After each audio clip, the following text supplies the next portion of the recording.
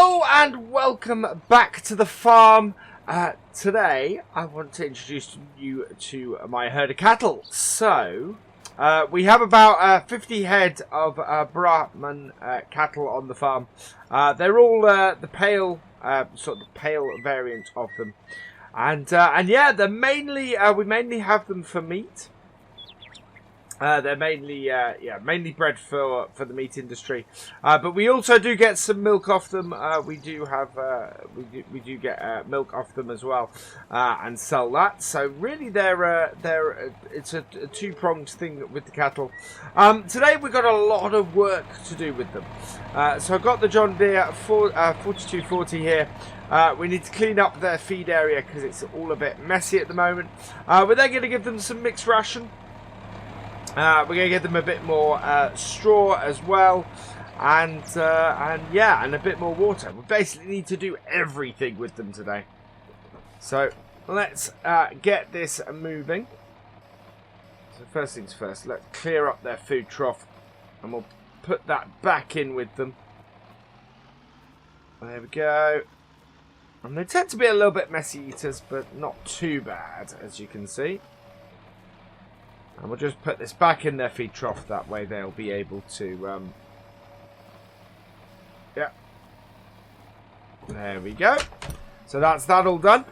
We now need to go and switch this. So we're going to go and switch off our bucket on the front here and switch onto our bale spike because we need to get the feed done next. So what I'm going to do is we've got this nice tidy tool rack up here. I need to go and sort this, or put this in a position to unclip it. Oh, let's flatten it. There we go. There we are. Just jump out. Give that a disconnect.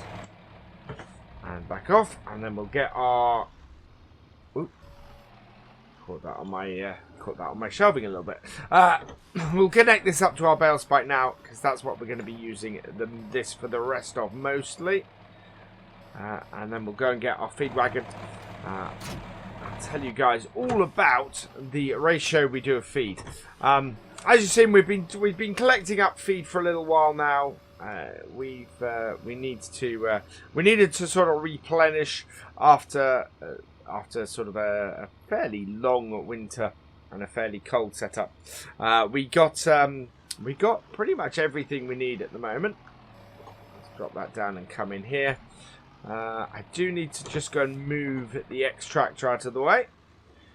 So I'll get that moved and we'll be right back. There we go. That's that moved out of the way. And what we'll do is jump back in the tractor. And we'll get ourselves a silage bale. I need to unwrap this first. So let's go and cut open the wrapping on it. Oh, just need to grab the wrong one. There we go. So yeah, we're probably gonna need 3. So we have a small issue on the farm with the 7710 in that where its hitches for our feeding wagon is too high for the PTO. The PTO, it blocks the PTO. So one of the things we still do have this doing is the feeding, because it's either this or the 7R to use. So it's actually easier to use this, especially as this is our yard tractor. And of course it keeps this useful and keeps the jobs that this does fairly good around the farm. I'm not quite sure why the 7710 has the design it has, but when we go over, because we will use it for spreading the... Oh, we need to turn this off, actually. There we go. Because otherwise, we can't connect up. There we go. And connect the PTO up. So you see there, the connector is pretty good, and the PTO sits really nicely. That's going to be important in a bit for when we get the other going. There we go. We do have the it is a little bit close on the indicator is the only thing. It sort of gets very, very close to the back. So the ratio we do with this coon is it's it's 1 hay to 1 silage to 1 straw, and it's 1 barley straw. As I mentioned last time, the barley straw has a greater nutritional value to it than the wheat straw does, and we just use that to pad it out, mainly because, as you can see, especially at the moment, we have a much greater. Turn that on. There we go. Has a much greater number or greater amount of straw than we do either hay or silage. So it's a lot more important. No, it's important that we sort of hold back enough of our silage and our hay to make sure that we can feed the cows for longer, and therefore that's why we mix in some barley straw with it. I think we have 2 bales here because we've gone through the. Do we have 2? No, no, we just have the 1. That's okay. So we'll get this into our mixer. There we go. And then we want to put a hay bale in as well. So we're going to grab one of those.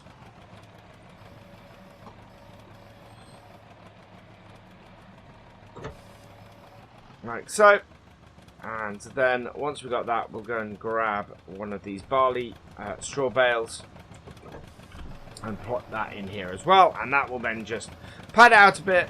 Still very nutritional.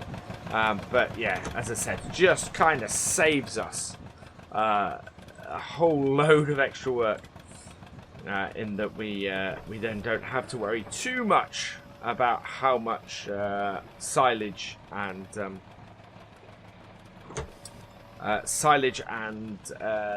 hay we have. Especially useful this in the winter when when we know we can't actually get any extra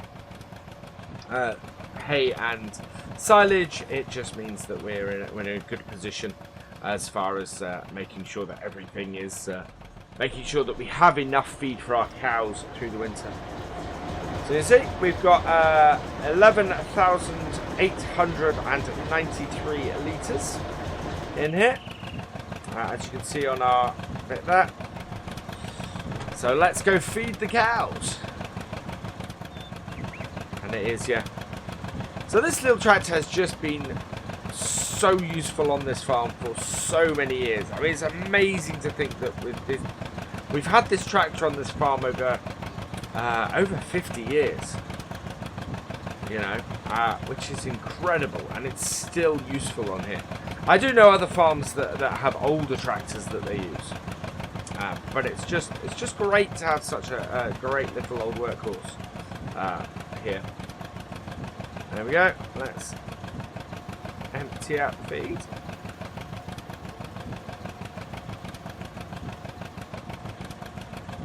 Right.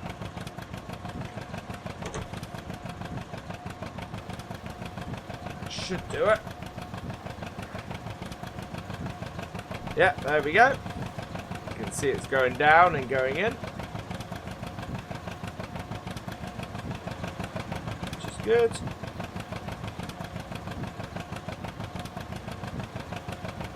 We should do one more of these as well.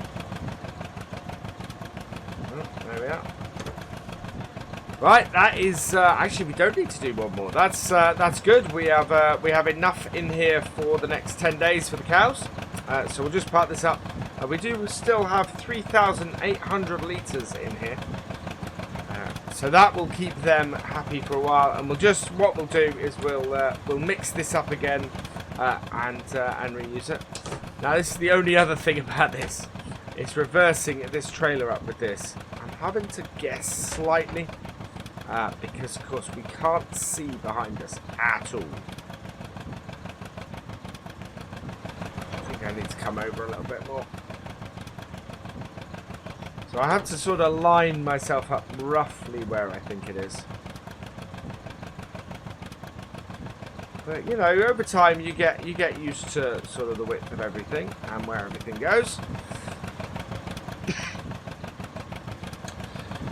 So we sell about we probably sell about 10%, 20% of the herd off each year, simply because you know we're breeding the cattle, so we don't want to keep a lot of bulls.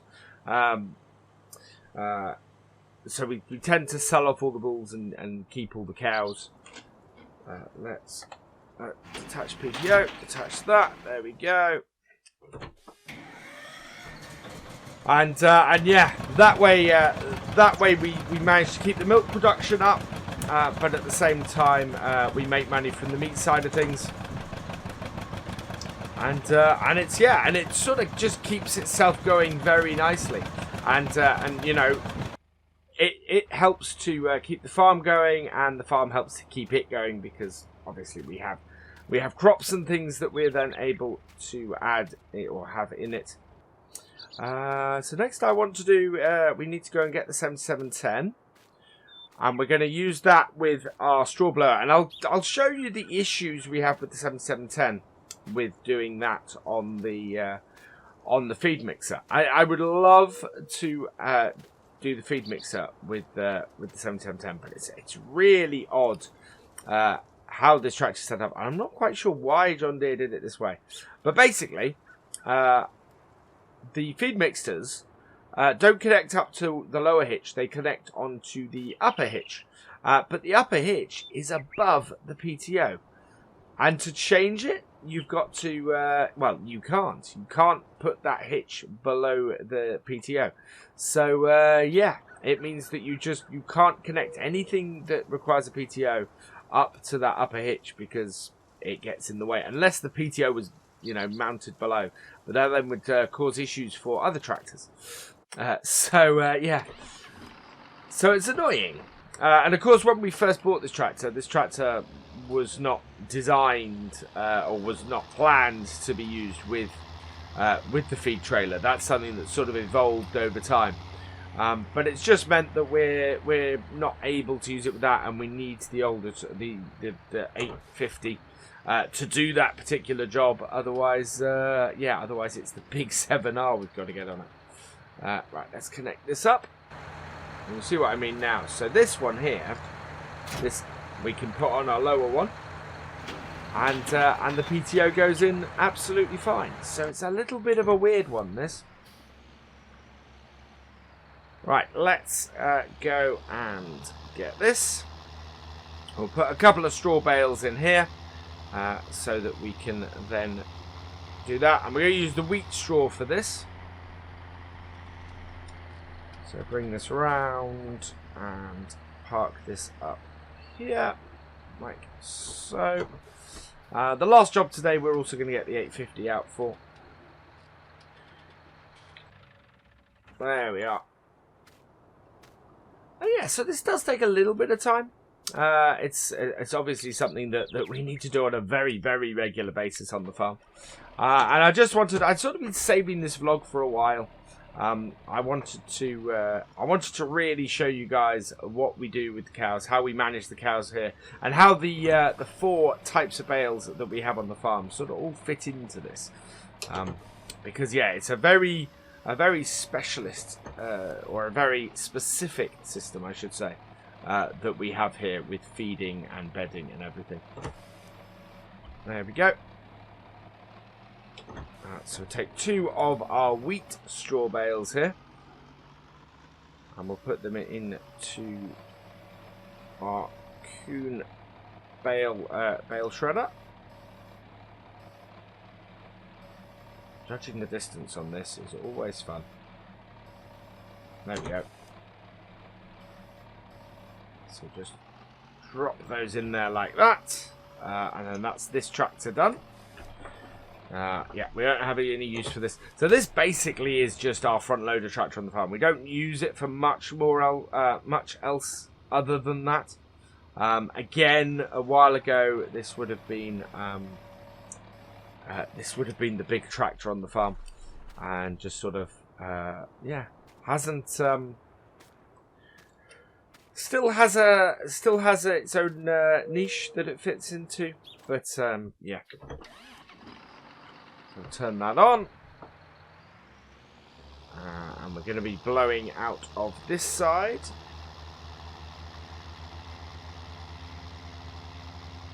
So bring this over here.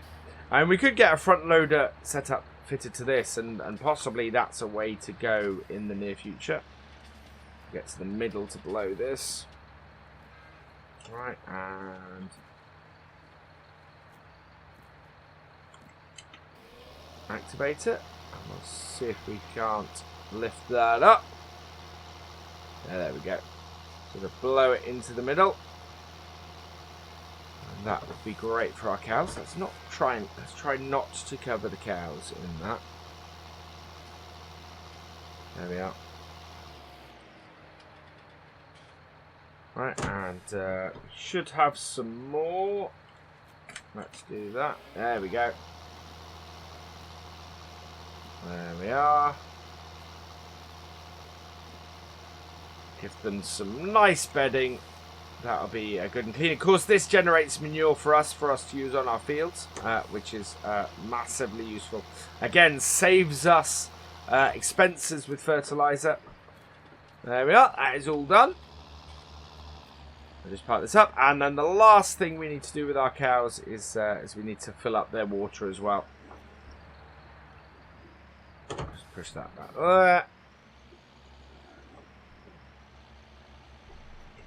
Back around with this, and there we go. I see all our seeders and our cultivator and everything in there.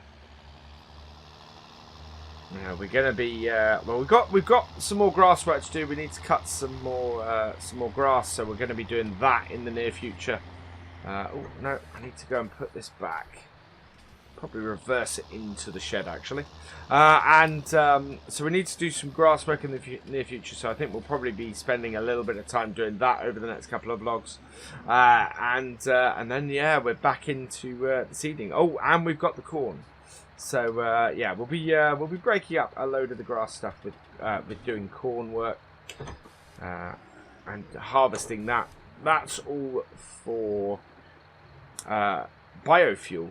The corn here. I need to find out whether it needs to go by train this time, or whether we're going to be, or whether we'll be taking it to one of our other suppliers. There we go. Oh, need to turn the tractor off. Very important that we turn off the tractor when we're detaching the PTO. Not a safe thing to do if you are. If the tractor's running. Lots and lots. Lots of nasty farm injuries to do with PTOs, and PTOs still spinning. So yeah, definitely one of those things you want to avoid doing is detaching a PTO while the tractor's running. Even if the thing is disengaged, it's just not a safe thing to do. Right. There we go. I'll park this back in the shed, like so. Turn that off, and we need to go and get the 850 again. Oh, actually, we could do this. We can do this with this. We don't need the front loader for this, so yeah, let's do this with this, and we can hook this up to our weight as well.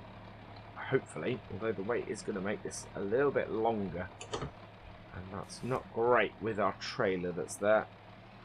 Right, let's back this up to this. This will be fine now. Right. Oh. No, attached rather than attached. There we go. Attach that onto our weight. And we get all our water from the pond in the middle of the farm. This is just a great water source. Natural spring, actually, is what this is. Which is a great place to have a natural spring. But really useful for this. There we go. And we'll turn the pump on so that this opens up. There we go. That's filling up our water tank.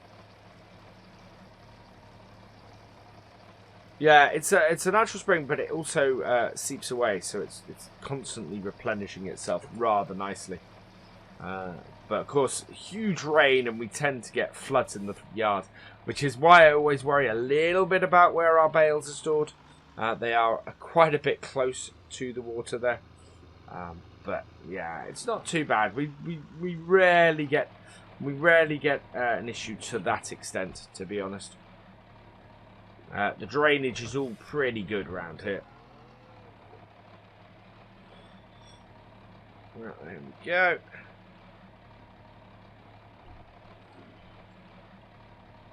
And again, we'll turn the pump back on. And that should fill them up. We'll keep an eye on the water trough, make sure that that doesn't get too full. And yeah, that basically is means that our cows are all sorted and will be really good. We are expecting some calves in the near future. There we go. Turn the pump off, and we'll go park this back up. We are expecting some calves in the near future, so yeah, our numbers of cows will continue to rise, which is always a good thing. And yeah, so it's all looking pretty healthy from the point of view of the cows. I'm really quite happy. I will of course keep you updated on how they're progressing, but yeah, that is basically a rough overview of the cows on the farm. All pretty happy. Ooh. There we are, and yeah, and all running very smoothly. So that is where I'm going to end today's vlog. I hope you've enjoyed me talking about our cows and how they fit into things around here. And with that, really, all that remains is for me to say thank you for watching. I hope you've enjoyed this vlog. Please give it a like, drop us a comment, and give it a share. And for all the latest videos from the farm, please subscribe to the channel and ring that bell. And I will see you next time. Goodbye.